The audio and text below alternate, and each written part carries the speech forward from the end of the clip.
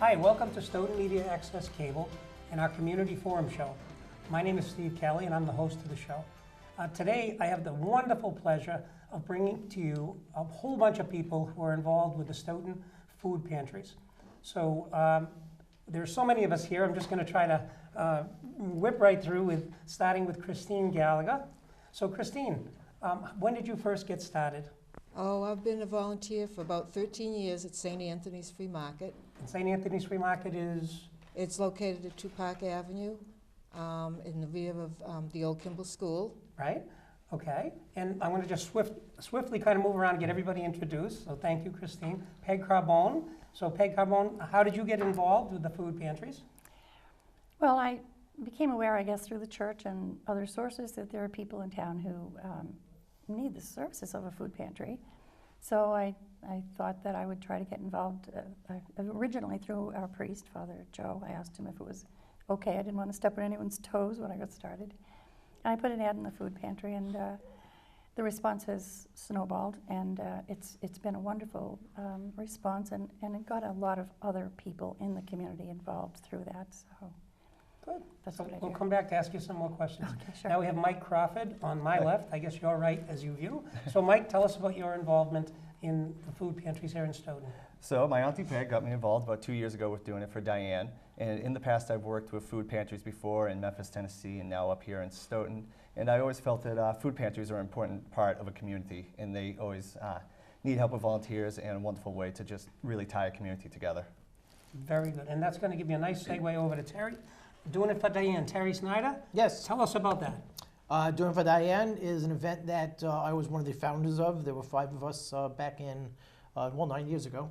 And it's an event to fundraise for the pantries. And last year, I believe we raised just under $30,000. And in total, over $100,000 have been raised for the pantries. And 100% of the proceeds that travel through Food Pantry Foundation of Stoughton, which is our 501c3 nonprofit, go to our 2 food pantries. Wonderful. Thank you, Terry. And right next to Terry, Fred Yatanis. Fred, tell us a little bit about how you're involved with food pantries here in Stoughton. Well, thanks, Steve. Nadine and I are involved in a number of nonprofit organizations. I personally sit on the board of 3 of them. We have, over the years, tried to do things for the citizens of Stoughton. We found that there was a need for people who don't eat like you and I eat daily, and we basically were committed to that. So we have a lot of clients in Stoughton. We basically sent a contact out to them and said, look, we're collecting for the Stoughton Food Pantry, and they were just more than generous, and so began how we got involved, and then I've been involved in the doing it for Diane for the last 8 years, the year after they started.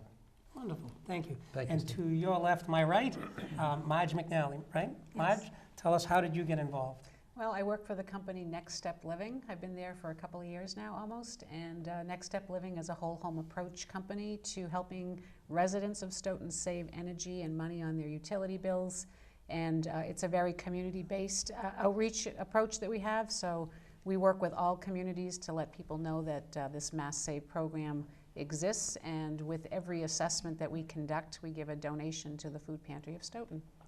Okay, and then there's something about trucking it up.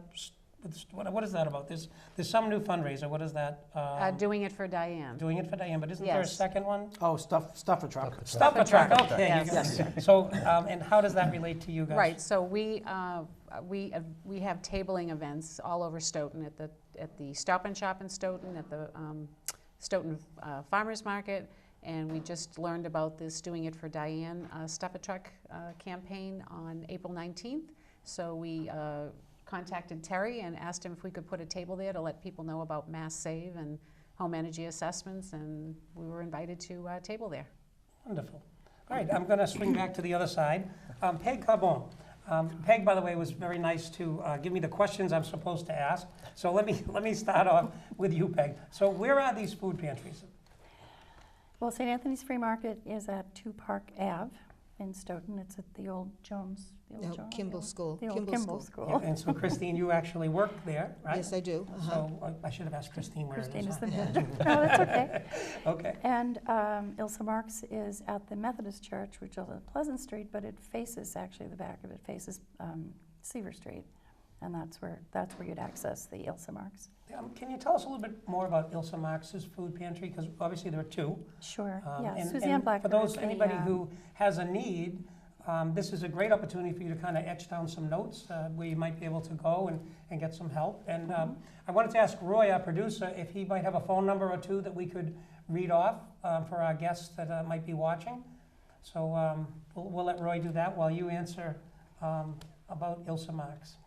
Well, Suzanne Blacker is the manager, and she was kind of short notice. She couldn't be here today. Okay. Ilsa Marx is open 8:30 to 10:30 on Tuesday mornings. Okay. It serves Stoughton and Sharon residents. Apparently Sharon does not have food, to the best of my knowledge, doesn't have one. Right. So Stoughton residents can go to the Stoughton Food Pantry, to Ilsa Marx. St. Anthony, are we talking Ilsa Marx now? Yeah, no, I just want to make sure that we got, because we didn't have a representative from Ilsa Marx, that Sure. you Yeah. made sure that people knew about it, and you mentioned some of the hours. They have 5 volunteers, and as I said, Suzanne Blacker is the manager. And other than that, they do a wonderful service, the same as St. Anthony's. And from what I understand, many of the people who go to one go to the other, with the exception of Sharon residents.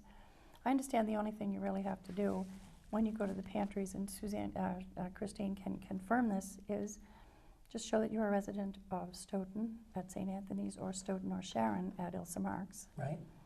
So. And then you just, as long as you have that small bit of credentialing, then you That's can get right. some help That's with right. some. Yeah, I mean they're there to serve people, and you're on the honor system. But I mean, for the most part, I think people there are truly in need.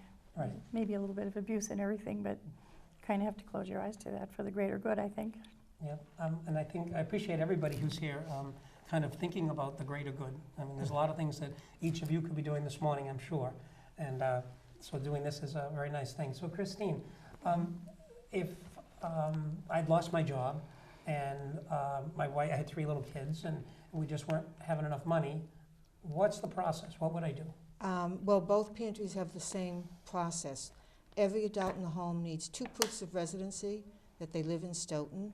And if you have children, a report card, something from the school, just 1 proof for the kids. And that's all we require. No income verification or anything, just proof of residency. And both pantries have the same requirement. So that's all you need, is just your driver's license, a utility bill, Yep. For the adults, and just 1 proof for children. And then you're good to go. So what is available at the St. Anthony's Free Market? Wow, let's see. Well, we have a lot of food available. We're very fortunate. The community has been so generous, monetarily wise, but and food wise. Like the Stuffer truck, we get a good variety of food. We have juices, we have meats, we have canned soup, we have canned vegetables, we have fresh vegetables. We just got in yesterday potatoes, onions, fresh green beans, cabbage, carrots. Wow. So we have a lot of variety of food to offer people. Eggs. Once a month we usually get about 90 dozen eggs. They last a couple of weeks. Wow. We have, people have donated refrigerators, freezers, and we have a lot of food available to people, a nice variety of food and nutritious food, which is wonderful. Wonderful. Yeah. Is there a need for a refrigerator or a particular freezer right now, or are you all set? Right now, we're all set. We have no more room. Okay. We could always use more, but we have no more No more room room. for them. So we're in very good shape, and we usually get a lot of frozen meat from the food bank. Uh-huh. We might have hamburg, we might have chicken. Once in a while, we get some pork chops and other nice items, and we get donations from various local stores. We get pastries and bread.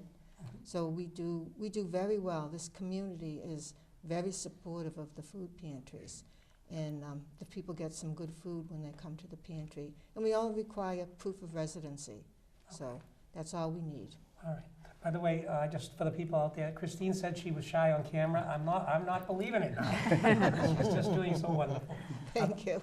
I want to throw just a ball up in the air about someone wants to tell me who's responsible for doing it for Diane. Is there any one person of you? I guess in the group it would be me. So Terry, Yeah. when is doing it for Diane? It's going to be Friday night, May 2nd, from 6 o'clock to, I believe, 10 o'clock. or until people get tired. And From 6 to 10 on yeah. a Friday night? on a Friday May night. 2nd. Yep. Roy, do you have that on the show, out on the screen? Can we throw that up there? I don't know if you do. And as I mentioned earlier, we started about 9 years ago, actually as a spaghetti dinner. And I guess what's important to mention is because people have asked, why is it called Doing It for Diane? Diane Murray was the late wife of David Fisher, who was a retired principal of the South School. And David was a good friend of mine and several other people within the community. And when she suddenly passed, we got together and said, what could we do for Diane in her honor? And we decided, because she and David supported the food pantries, that we would do a food pantry fundraiser. So we did a rather small fundraiser that was well supported actually by the office where Diane worked and some of the local community that really knew Dave and Diane. But we raised about $5,000 or $6,000 at that first one, and all we did was a spaghetti dinner. And the next year, for those people who don't know, I'm the executive director of the Stoughton Chamber of Commerce. So the following year, we decided, let's try it again. And we said, now, why don't we get the chamber involved in businesses and see if we can't get foods from other locations. And we called the second year the Doing for Diane, Not Just Spaghetti Dinner. And we had foods from several businesses in the community. And again, we raised a nice chunk of money. And now we're in our 9th year. It's, the chamber was a major sponsor, as they still are, but it is now a program that is of the community, not just of the chamber. And we reach out to all businesses and not just in Stoughton. And Christine Gallagher actually, and my wife Joanne, do a lot of the work, gathering the food and gathering the raffle items for the silent auction and live auction that we do. And interestingly enough, a lot of the communities outside of Stoughton have participated. They see the need, they understand the need, even ones that have their own food banks, which is interesting, but they see the benefit. And so this year, as I said, last year we raised about $30,000, not just from the Doing It for Diane event, but also from businesses who have given some really nice donations. Randolph Savings has been one up. The IKEA has been donating a very large sum of money for several years now and deserve mention. And interestingly, some other new businesses, as we've moved further forward and gained credibility, I guess I would say, some other businesses have come on with $1,000 donations. We have an ad book that we do, and the businesses have an opportunity for very inexpensive ads, but many of them take ads that are far beyond the amount that the actual full-page ad costs, which is fabulous. So it's nice. We're starting to get to a point where we're on the other side of the mountain, I like to use as the analogy, where we're actually getting funding before the event actually happens. I've kidded and said, why don't we not do the event? We have plenty of money, but we'll always do the event. But I do want to talk to one other very important piece. Let me just interrupt you for Yes. 1 second. I Yes. just have to tell the audience, Terry is my easiest interview of anyone. I don't have to say anything. just go right with it, Terry. Go Sorry, ahead. this is a really important piece because it may not get mentioned. I know we try to think positive, but we also have to talk about the negative, and that is that we do need, though we are very well supplied by the food banks and by the community through donations and so forth, I don't want people to think that we're all set. We're far from all set. We are constantly in need. There are certain months that we're more in need, and that is why we'll talk about some other events that the community is doing, other than Doing It for Diane, through the committee. But there's always going to be a need. You cannot get enough from the food banks because they have to provide for the entire Commonwealth, and actually those funds are going down throughout the country. Food banks are not being supported the way they were, therefore they can't support the individual towns and cities of their communities. So this is such a necessary thing. I want to thank Steve and Roy for putting this show together for us on Community Forum. Thank you. Thanks. Where is that being held, Doing It for Diane? At the Portuguese National Club, they've been kind enough to actually donate their hall space. Which one is the? That is the one that is right opposite the train station on Wyman Street. Okay, Yeah, good. thank you. All right, thanks very much. Fred, I wondered if you could speak to a little bit, if somebody didn't want to give food per se, but cash, where do they go with it? I mean, would they call yourself or? They could do that. They could call any one of us. They could go to the food pantries and talk to each of the supervisors and then just say, who could I give this to? They certainly could do it through the Chamber of Commerce because we're very heavily involved in the food pantries as well. I think that would probably be the resources that I could think of. Anybody else have any thoughts on that? Well, I get frequent calls actually for people who want to donate food or monetary donations. So that's it. I'm willing to pick that up too. I pick up food every Thursday. I'll pick up their money as well. Right, so one of the things, if you did have something that you wanted to drop off, Peg, do we have Peg's contact information or phone number? Or maybe you can just tell us. Yeah, my phone number is 508-889-1385. 508-889-1385. That's correct. Okay, so that if you wanted to donate a bag of groceries or something like that, or even a check, you'd be willing to come get it. And you Sure. do that on Thursdays, I think. Every Thursday. And my email address is peg.carboni, that's pretty easy, @comcast.net. Is that an Irish name, Carboni? Well, my maiden name is Irish. Peg.carboni at Comcast.net. Comcast.net. So Mike, how are you intimately involved in this, or do you feel like, are you sort of peripherally? And the reason I ask is, I'm wondering whether you might be the one who could answer. What does it take to make this support sort of balance out through the year and be more continual than blipping up and down? I definitely consider myself probably on the lines of peripherally. I haven't been as involved yet, as this is my second year, going on third year, I'm sorry, and so I'm not as involved as like Terry or Fred and my auntie Peg. So where I see where my hands would be is more the social media aspect of it, handling for doing it for Diane specifically, not necessarily for the food pantries.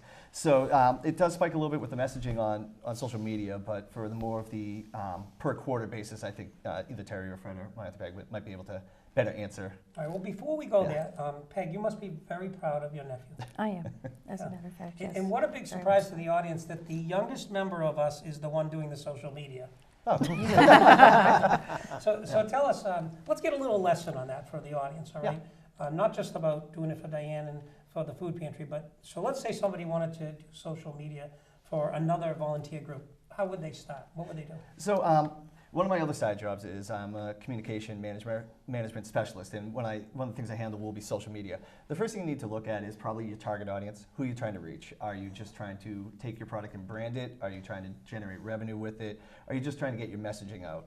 From that point, you start to break down different types of... I got to stop you. Oh, Wait sorry. a minute. You're going to do one of those three things. Yes. Slow down for me. Okay. All right. Which of those three? Go ahead, do it again. So let's just start with exposure and branding first. Because, Christine's writing her notes. So Yes. she's taking your job, believe me. All right, so go ahead. Well, let's just take, for instance, say this was the very first year for the food pantry, and this is the first year it's coming off the ground, and you want to have the exposure built for the, for the neighborhood or the community. You want people to know there's a food pantry.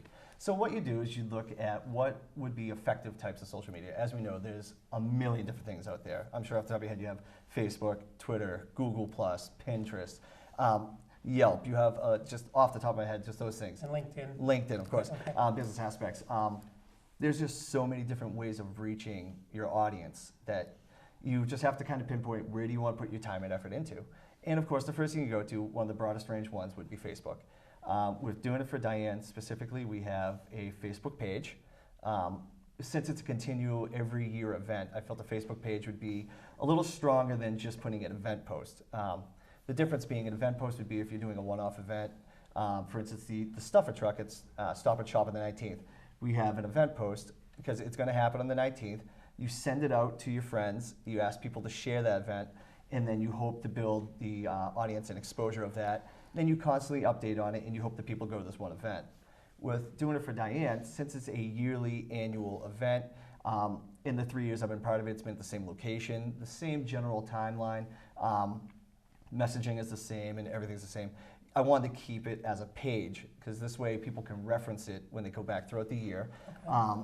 The same contact info is on there, how to donate, who to reach out to if you want to be a volunteer, or if you're a business and want to sponsor at this great event, there's access there as well to get your message out there. So that's one aspect. And then other ways to reach out are through, like I said, LinkedIn. If you're a business-based thing, that's a very great business-based social media. You could reach out to other businesses, connect with them, see if maybe you could work together, maybe build on a volunteer level type of sponsorship. Mm-hmm. And then you have Twitter, which is a really great way to get your message out there quick with 144 characters and building things like a hashtag where... Whoa. What's a hashtag? Hashtag, good you ask. So a hashtag is a great way to follow a message or an event that's happening. Take, for instance, at Doing It for Diane. So this is a food pantry, so we go into A the food kitchen, pantry. right? Yeah. We cook up some hash, we put a tag on it, and now we're gonna follow something. Now you're speaking my language.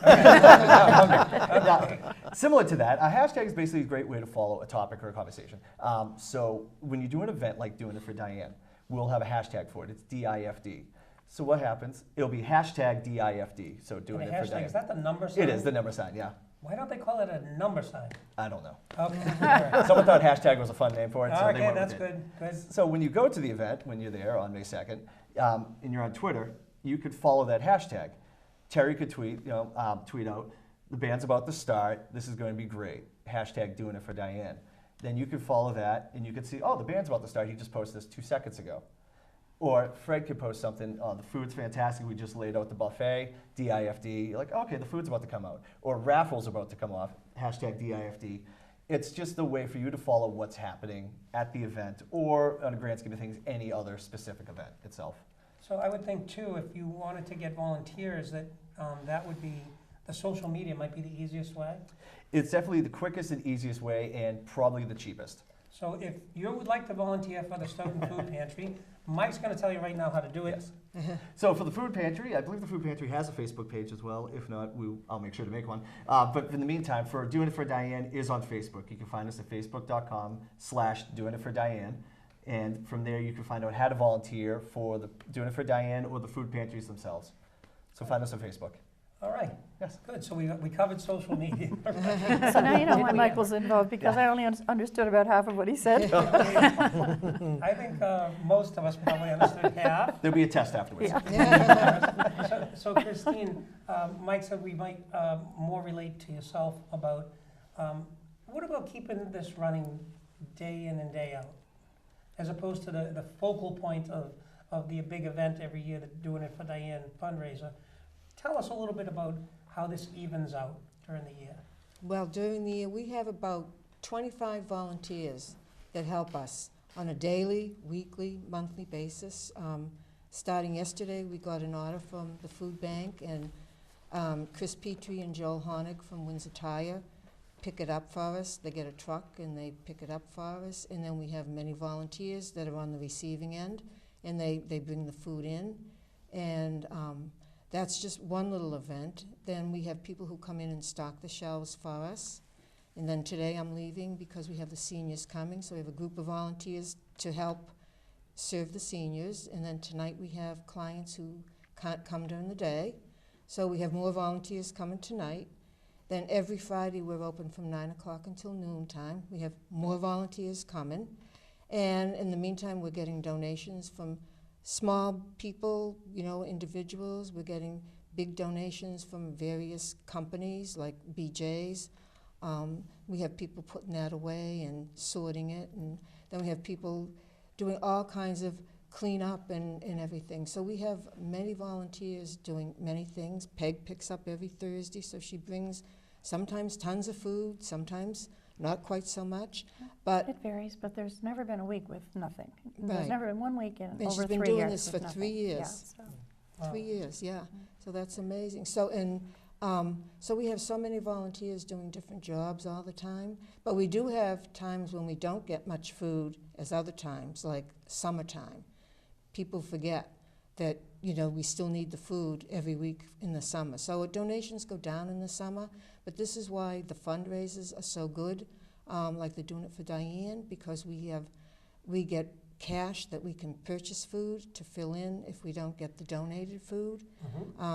So we have many resources to fall on, and it's all because of the community. If we didn't have the support of the community financially and with food donations, we'd be in tough shape, because we all go to the grocery store every week. Well, we need to restock our shelves every week, so we are constantly needing food. So having the monetary donations helps us over the times when we don't get as much food donated. So it all evens out to us, but sometimes the shelves are fuller than other times. But our shelves have never been empty, and we've never turned people away, and we've always had plenty of food for people to have. So we've been very fortunate.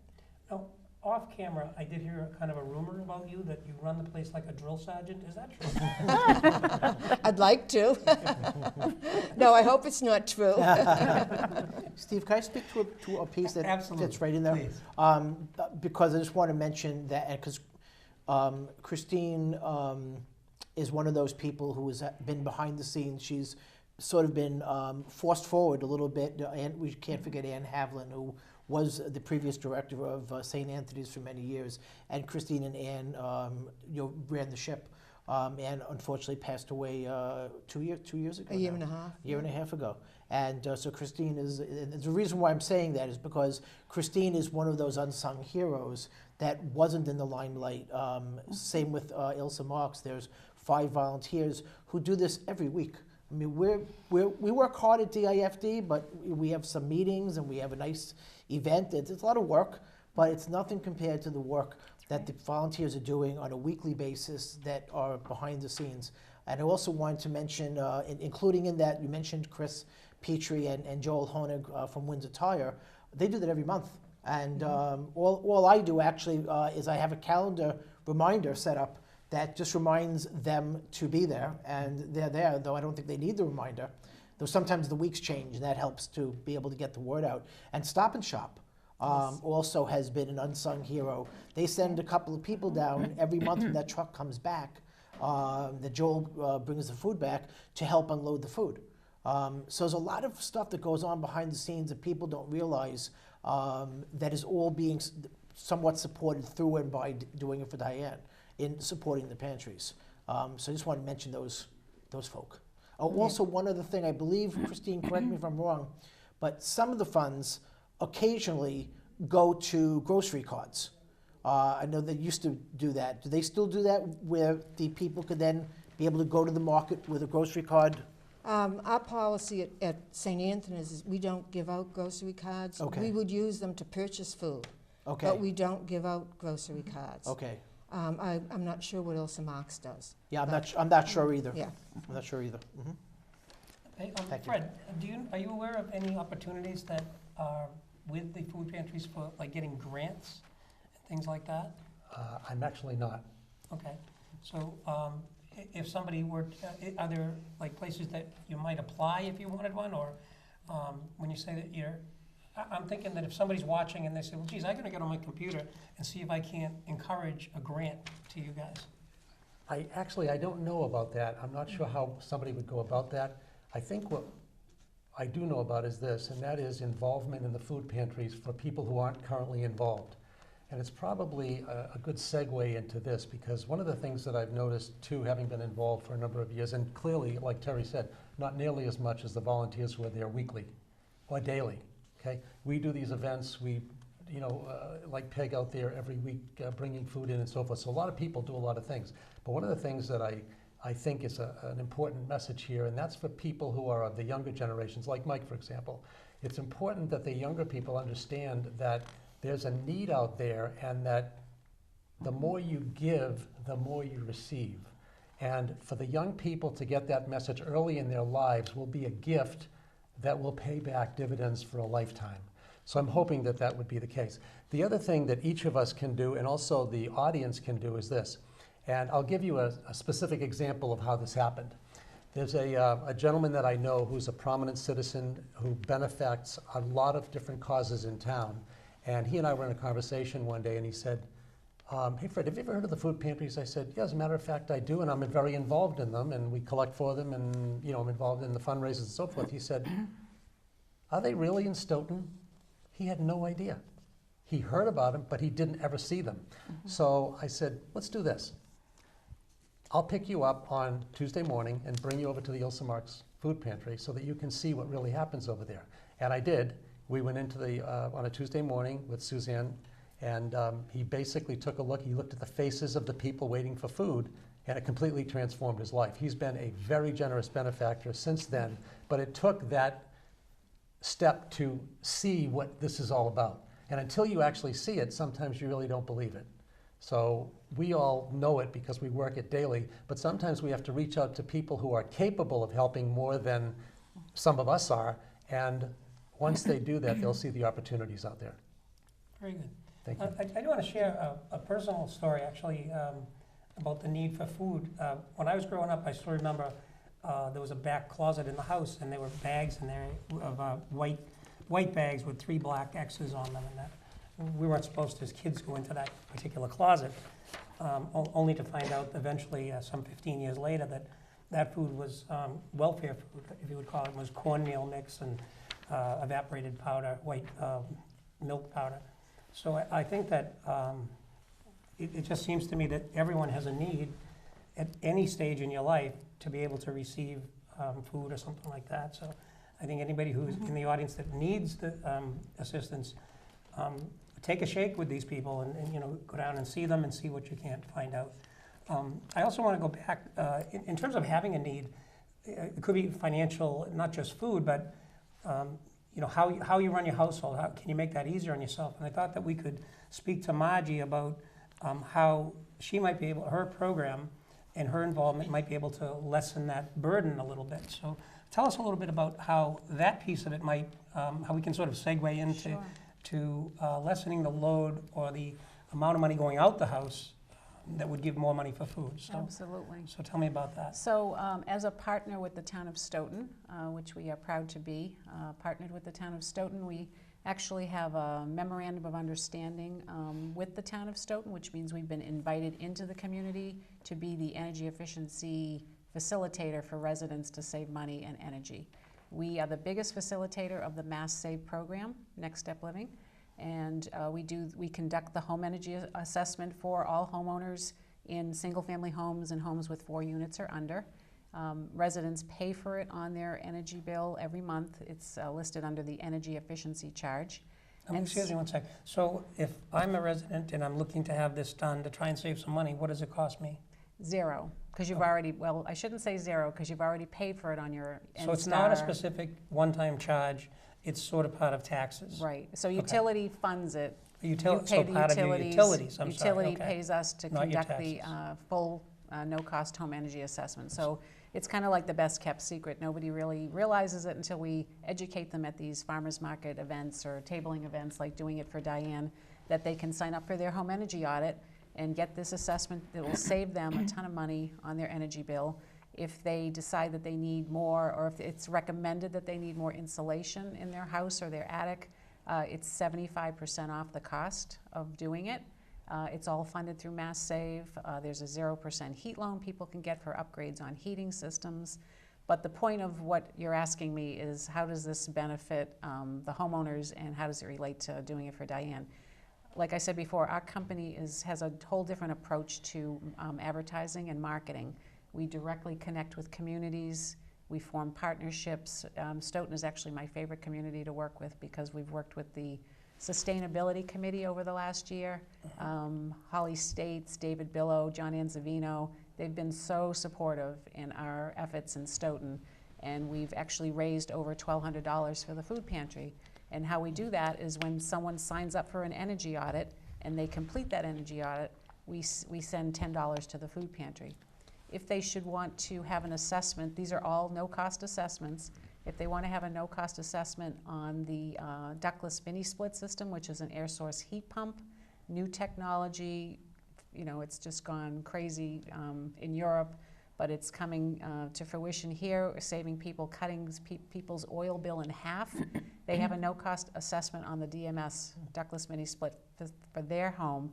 We send $25 to the food pantry. Say someone's roof might be good for solar. We just do a total assessment in their home of their roof and the way the sun hits their roof to see if their house is a good candidate for solar, and we send $50 to the food pantry. And all of these cost the homeowner nothing to get this information, to have us come out to the home. That's how we advertise, and that's how we do marketing. So I have a question that relates to, well, let's say that I don't own a house, I'm in need. I live in an apartment. Part of the reason that I live there is I don't have money for a house. I need food even. My apartment is really draft and breezy and cold. Can I call for it? Absolutely, as long as you pay an energy bill to National Grid or NSTAR, and that you are in a building with 4 units or under, we can still do an energy audit for you, and you would get the no-cost instant savings measures like energy-efficient light bulbs. I think they're giving 2 LED light bulbs away right now, a power strip, programmable thermostats are given to the homeowner when they have their assessment, and air sealing is completely free through the program funded through Mass Save. So if I can save $30 a month, that's $30 of food I can buy. Absolutely. And it's, if I buy it, and this I don't understand, maybe someone could help me. Is the food at a subsidized cost, or is it, what actually is the ticket on given like a gallon of milk, let's say? Maybe Christine, because you're, I'm not sure I follow what your question is. so if I were to come in and I'm gonna pay a subsidized amount for the food that I would get if I needed food there? At the food pantry? Yes. No, we give it away free. We don't. So there's no There's no cost. cost at the food So pantry. it's not a low cost, it's not a subsidized No, amount? no, it's free, it's free. It's That's what absolutely St. free. Anthony's free market, it's free. It's free, okay. It is free, yeah. So, yeah, that's great. So we don't charge anything, and we kind of figure out people save at least $100 every time they come to our food pantry. And they can come to St. Anthony's every other week. Mhm. They can go to Ilse Marks every other week. We allow people with children to come every week. But what that means to a resident of Stoughton, they can come to St. Anthony's one week, they can go to Ilse Marks the other week.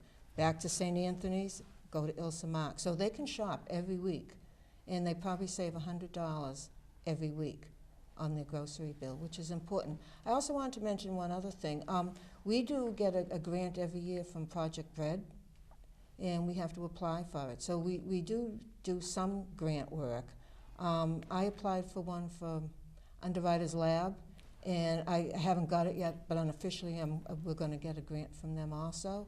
There are grants out there, but you have to search for them, or you have to know someone who knows about grants in order to take advantage of it. But we do apply every year for a Project Bread grant. We've got one every year up to so far, so I just applied for one. It's like a 25-page form to fill out.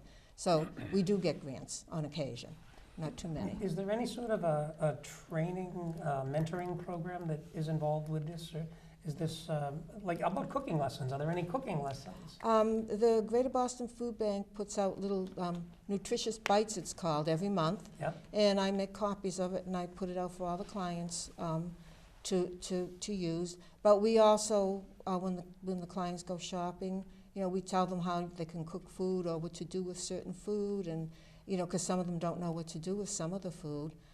So some of us, we tell them how we would cook it and what to do if they want the advice, and some of the clients can tell us what to do too. So it's kind of word of mouth, but we do put a little flyer out that the food bank offers. So we do have that information for people. Like we've got rutabaga this month. They have a couple of recipes how to cook it. I didn't know how to cook it myself. I don't even know what it is. I'm sorry. It's like a root vegetable. It's almost Okay. it's like a turnip kind of. Okay, like a Yeah, turnip. but I mean, we have information on various things. Yeah, so we do a little bit of that. Yeah. Steve, can I jump in on that also? Please. I really appreciate that question. I think it's a great idea, and I know that there is some cooking going on at Stoughton Farmers Market, and there's also some tie-in with the Farmers Market and the food pantries. But I would love to see, and I would be more than happy on camera to suggest that the chamber would arrange to have that done. If we could put a program together, have one of the restaurants' chefs put on a demonstration.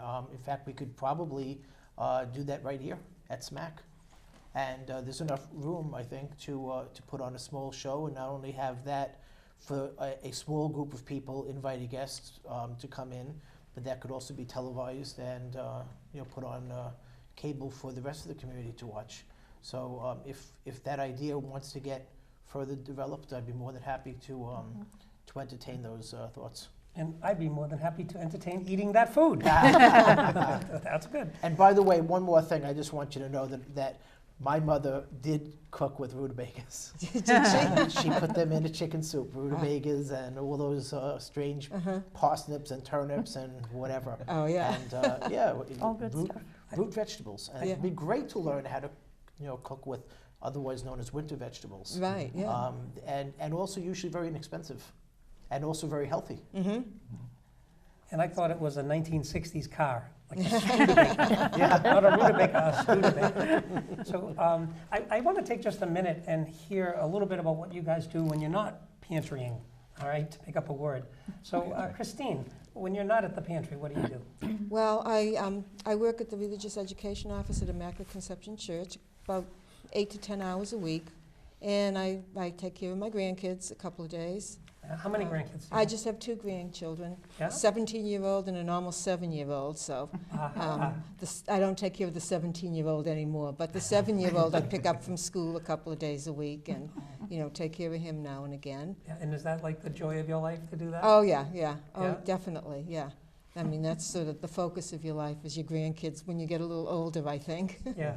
Yeah, so that's about what I'd like to go to the movies. Yeah?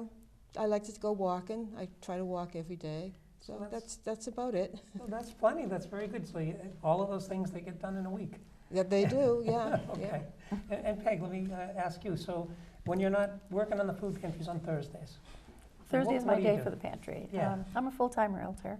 When I decided to do this, Fred will probably agree, I kind of figured out somewhere along the line, I've been in real estate for almost 23 years, that the first part of the week you're recovering from the weekend, and Friday on, you're getting ready for the next weekend. Thursday is kind of like if there's a down day in real estate, that's it. So Okay, I kind all of right.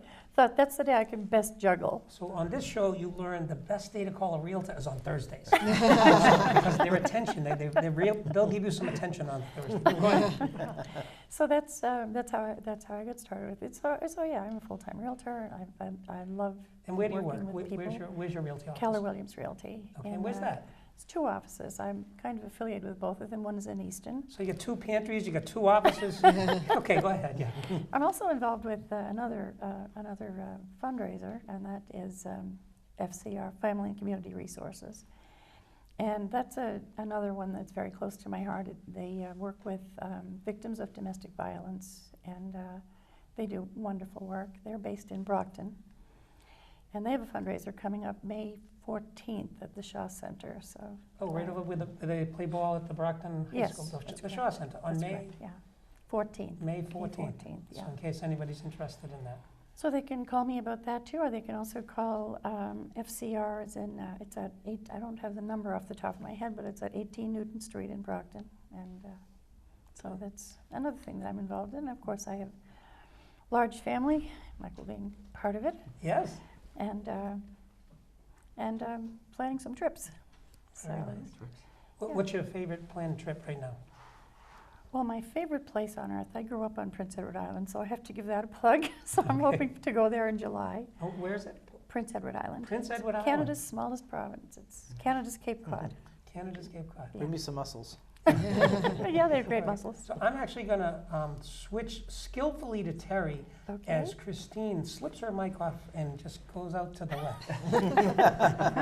So Terry, Yes. what do you do when you're not pantrying? Hey, well, I think I'm in my 12th year now as executive director of the Stoughton Chamber of Commerce, and that's still a part-time job. I founded and run a company called Chemco Industrial Products based in Norwood, Massachusetts, where I also own my building. And that is a company that is a janitorial manufacturer and distributor, but we specialize in the sports and health club industry because we manufacture soaps and shampoos and amenity products for that industry. And I also own a web development company, and we do some website work. I actually designed and created and maintain the Chamber's website, stoughtonma.com. I have a small production company that is right now sitting pretty, called Kitchen Sink Productions, and we've had some shows at places like the YMCA, trying to, again, staying within community, keeping it local, and trying to give a stage to some of the local talent. And I sit on a lot of different boards as well, Brockton Area Workforce Investment Board, which actually looks out for jobs for people who are unemployed, and also helps train we train employers and employees, and then try to match them together. So I do other things also. A full slate, as it were. Yeah, it's pretty full slate. And I have family, and I have and a new little puppy, All right. What's the Yes. puppy's name? Dreyfus. Dreyfus. Dreyfus. Dreyfus. He's a adorable. schnoodle. A schnoodle. A schnauzer and a poodle. A schnauzer and And a he poodle. takes up a lot of my time. Okay. All right, thanks. And Fred, when you're not working for the pantries and doing solar and doing other things, what do you do for work, and how are you spending your time? I'm a realtor, full-time, been doing it for 33 years. I live in Stoughton. A lot of our business is in Stoughton. Over half of our business is done in Stoughton. I work with my wife, Nadine Israel, referred to as the lovely Nadine, for those who know her. In addition to working in the real estate business and helping people buy and sell homes, Nadine and I are both involved in multiple number of nonprofit boards. Again, we've always found that it's just a wonderful thing to be able to give back, so we do as often as possible. I sit on the chamber board as well, along with Terry, who does, by the way, an amazing job, and some people don't even know the kind of work this guy puts in behind the scenes for a lot of other people. So. Just ask me. Yeah, and in addition, I serve on the board of SOLA. It's to support our library association, and we do a play every year. Steve of which was one of the prominent citizens that was in our last play, did a fabulous job. We raised about $6,500 for library programs and their related events that they have there. Another wonderful cause that we're involved in. And then, of course, the Food Pantry Foundation of Stoughton. And that, by the way, gives me an opportunity to suggest this, that we were talking earlier about how do people donate, how could we find the places and so forth. Here's the easiest thing to do. If you're interested in contributing to the Food Pantry Foundation of Stoughton, you can send a check to FPFS, or Food Pantry Foundation of Stoughton, P.O. Box 477, Stoughton. Simple enough. FPFS, P.O. Box 477, Stoughton. All contributions are really, Tax deductible. besides tax deductible, they're very appreciated. Right, and they're split between the two foundations, right? The two That's pantries? correct, yes, Yes. they're split evenly. They're split evenly, Yep. which is kind of a nice thing. Yep. You didn't tell us where your office is. Oh, I'm actually with Keller Williams, and we actually work, Nadine and I work out of our house because we're really in the office, but our corporate headquarters is in Easton, Okay, okay? all right. And there was one other thing I was going to mention too, and that is, besides all the things that we do, we also like to travel a lot, and that's one of my passions. So we'll do that as often as possible as well. He mentioned the lovely Nadine, who I've met, who is very lovely, but I'm thinking that, because, Fred, you have to get mad at your spouse now and then. I can just see him now. Listen, lovely Nadine. It's just like, it's hard to get mad at someone called lovely. It's like, I don't know. So, okay, Marge, so when you're not food pantrying. Well, I work for Next Step Living quite a bit. It's a full-time job, and it's over and above sometimes, but because I love what I do, I find myself doing it more and more, and people have to tell me to stop working. I'm also on the board of green schools, so I do a lot of work with schools to help them be more sustainable. There's a green schools organization in Mansfield. It's a nonprofit that I am on the board for about 5 years now. And other than work, let's see, my background's in interior design, but being green, I'm a very green person, environmental. I've been in the environmental business for over 20 years, talking about green design, green homes. So it's my love, it's my passion. In the process of moving, so I'm excited about decorating a new place and making it green and healthy and energy efficient. And off the topic of green and work and all that good stuff is walking. Like Peg, I walk a lot. I try to walk the poodle every day, and I do Zumba. I love Zumba. Zumba, so Yes. you like to get that exercise. Yes. Very nice. So certainly a well-rounded group, and let me come full circle back to Mike, nephew Mike. Nephew Mike. Yes. So when you're not working on the pantry, tell us, you do some social media, but it seems like there's more than that to it. So, yep, on top of the food pantry, I also help out the social media, Facebook and Twitter for the Stoughton Chamber of Commerce as well, work with Terry and also Jeff Pickett in the advertising and marketing for social media with the Chamber. I'm also a freelance communication specialist. I help out small and medium-sized businesses and where they want to direct their message and how they go about getting the constituents that they're looking for. I also host trivia 2 nights a week with Stump Trivia. You can find me Monday nights at Tavern in the Square, Porter Square in Central, and on Tuesday nights at Tavern in the Square, Central Square in Cambridge as well. Okay. Other than that, I like everyone, I'm walking around or going to the gym a lot. I help out with other nonprofits. I sit on my alumni board Association for my fraternity from Fitchburg State, Sigma Tau Gamma, and then I also love to do a lot of travel myself. Having recently just been at Quebec, staying at an ice hotel, and hopefully going with my aunt to PEI, because I have not been to Prince Edward Island since I was 19. Me neither. All right. We're going to take Terry as well. So we're waiting for Auntie to say that. Yes. All right, I'm going to ask you guys to just bear with me while I read the credits. And if you can think of the one thing that I might have missed or that you might have wished you'd said. So Roy, if you can roll credits, I'll read them off. And then we'll come back, if we can, for a minute to our guests.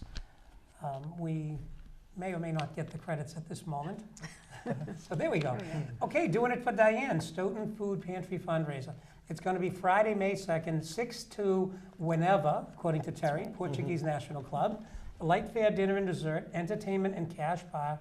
$20 advance or $25 at the door. All of the funds will go for Doing It for Diane, which is at www.doingitfordiane.org. NAMI Walks, the National Alliance on Mental Illness, Saturday, May 10th, 2014, at the division, I think, of Capital Recreation's Artissimo Park. I'm not so sure what DCR is, but 1255 Soldiers Field Road in Brighton, to raise awareness about mental illness and to stop the stigma associated with it. www.namiwalks.org/Massachusetts. The contact for that is Karen Gromis, so give Karen a call, 617-580-8541. The crew would like to thank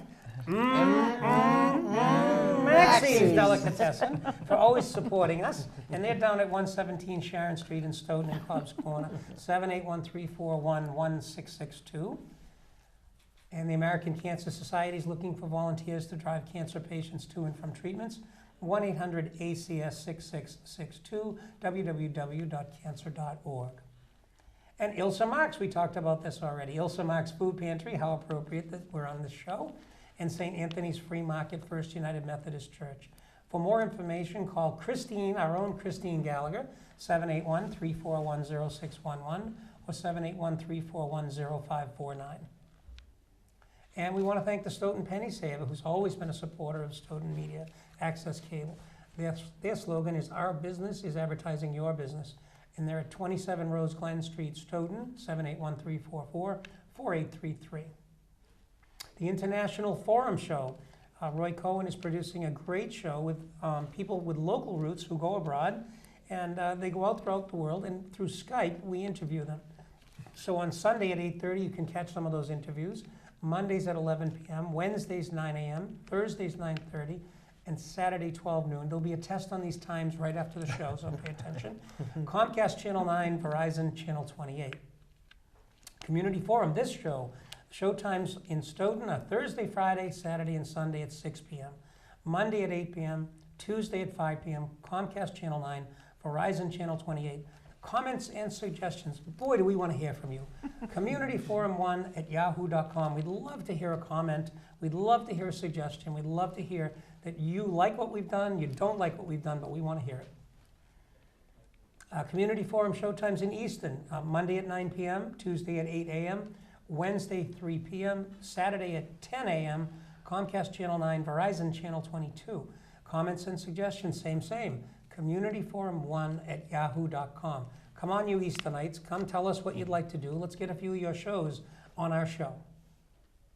All right, and I'm back with our guests, and I've asked them to think about the one thing that they wish they'd have told you, so I'd like to go around and do that. So Peg, what's the one thing that we wish we'd gotten across that we hadn't touched upon? Well, I was glad to see that you mentioned the Penny Saver, because Roberta actually runs my ad occasionally. Sometimes I pay for it myself, and other times she runs it if she needs a filler. So I think she needs a big thank you for that. She does a lot of work on that. We also need a correction here, because St. Anthony's is not at St. Anthony's Food Market on your credits is not at the Methodist Church.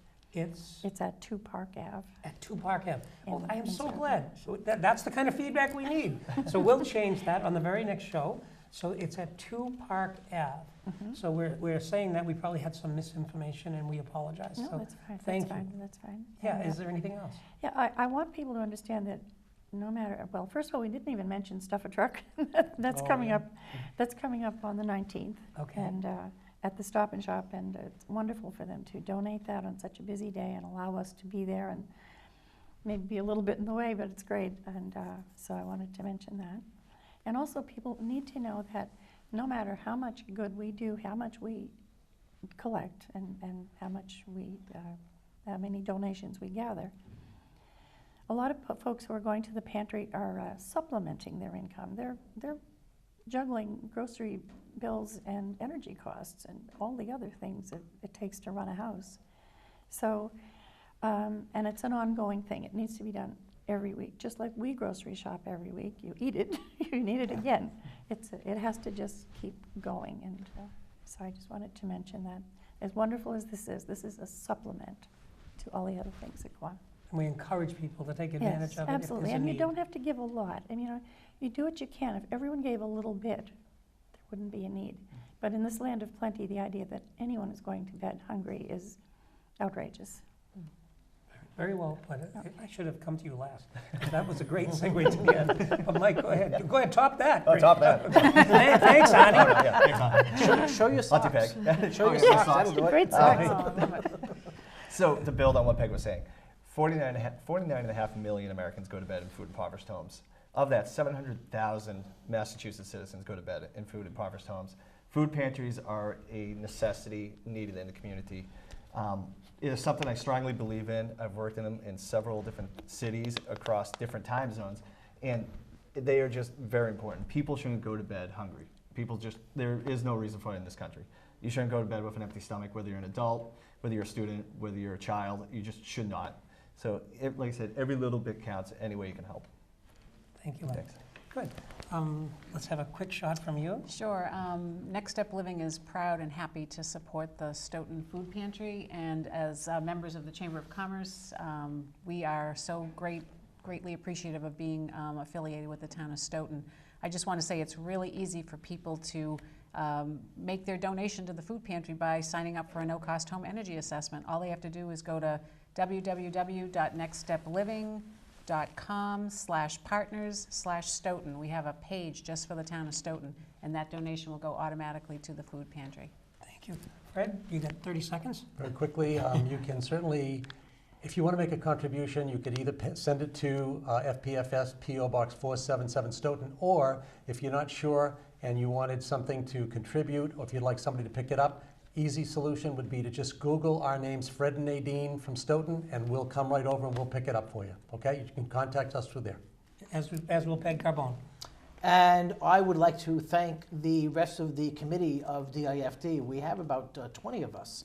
I mentioned earlier the unspoken, the unknown heroes that are behind the scenes. It's a lot of work actually putting an event on like this, even though we only do it once a year, though we are doing the Stuff a Truck event on the 19th at Stop and Shop. So it's a big job, and we want to thank all of the committee. Thank you, Terry. Thank you, my guests. It's been a wonderful show, and thank you for watching. This is Community Forum. Thank you, Steve. Thanks, Steve. Thank you, Steve. Thanks, Steve.